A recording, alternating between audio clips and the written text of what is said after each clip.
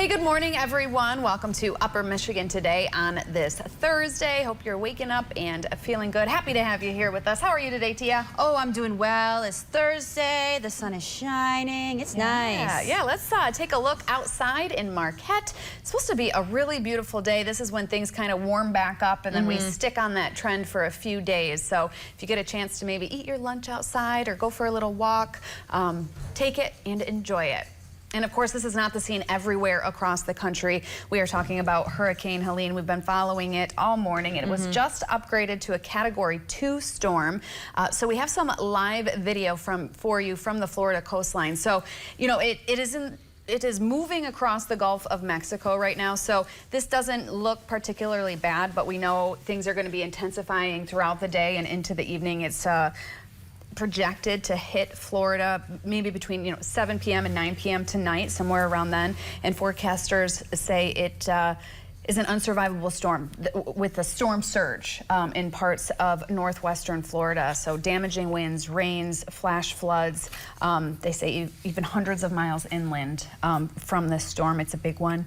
And so there's a lot of different emergencies in place, and people have just been getting ready.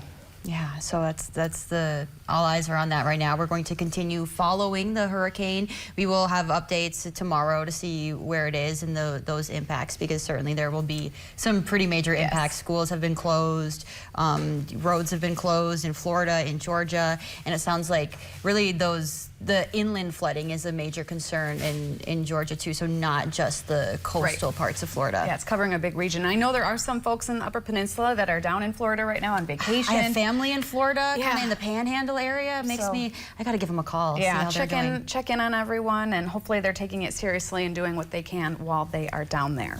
So now we're gonna kind of switch and tell you about a really interesting story out of Cornell. I never knew this, but there is a farm in Cornell. It's the Hanson's potato farm, and if you've ever had a baked potato or a potato chip or a French fry, it likely started right here in Cornell. I mean, just about a month or two ago, we had a story on the morning news when it was National Potato Day, and we found that Michigan is actually a lead producer in potatoes. So move over, Idaho. Yeah, here we come. Look at that. 10 to 12 million pounds of potatoes are harvested right there at that farm in Cornell. They've been doing it since the 1940s. I mean, the current co-owner, Scott Hanson, he's the 4th generation to farm this land. So it goes way back. I love learning new things like this about the UP. I'll never forget that now, and really neat to see them working on that. And look at all those potatoes. Hot potato. What's your favorite way to eat a potato? Ooh, good question. Great question. Yeah. I love potatoes. I feel like there's no wrong way. What's my favorite? Yeah, hot debate. Every time I think I'm going to say my favorite, then I think of another one. Do you have a favorite? Okay, immediately the one that comes to mind for me is cheesy scalloped. Oh my gosh. Or say you go to some sort of potluck type event, a graduation party maybe, and they've got the cheesy hash browns in the pan with the crispy, crusty top. There's really no way that you can mess up a potato. I don't know that I've ever had a bad potato. Maybe. Yeah. No, they're all good. It's a type of food that's just. I can't pick. You can't force me to. Cheesy scalloped is my answer. Cheesy scalloped. All right. I don't have one. I'm going undecided. All right, and take a look at this. This penguin has gone viral. His name is Pesto. And he's the cutest, fluffiest, biggest little guy. He's only 9 months old. He's 50 pounds. He's a king penguin. But you can see him there with his parents, and people are just falling in love with him. He is so cute. He looks like my cat, Stanley.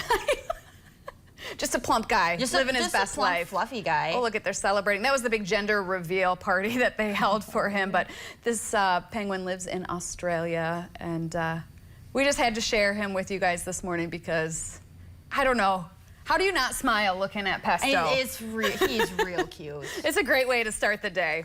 Great way. Now, if that made you smile, this might make you a little sad because we just found out, it was just announced on Today moments ago that Hoda Kotb is going to be leaving the Today Show. Yeah, so I didn't catch when her last day was going to be. Did you? It sounded like she'd be on for a couple more months. just listening to their talk, it doesn't say specifically in the information they released. It just said that after 6 years of doing the show, the Today Show specifically, she's been with NBC since 2007, but she's been the co-anchor of the Today Show since, for the past 6 years. So it just says she's going to be leaving, but it says she's still staying at NBC. No further announcement on what those plans might be. But a lot of people tune in because she has this like really warm, inviting personality. She's very genuine and cares so much about each and every guest and every newscast, and it I don't know. She got mama energy. She does. I feel like we've all kind of come to just love her, and she takes care of everyone around her. So whatever she's up to, we wish her well. We do, Hoda. I know you're watching right now. Upper Michigan today. We say good luck. We'll miss ya.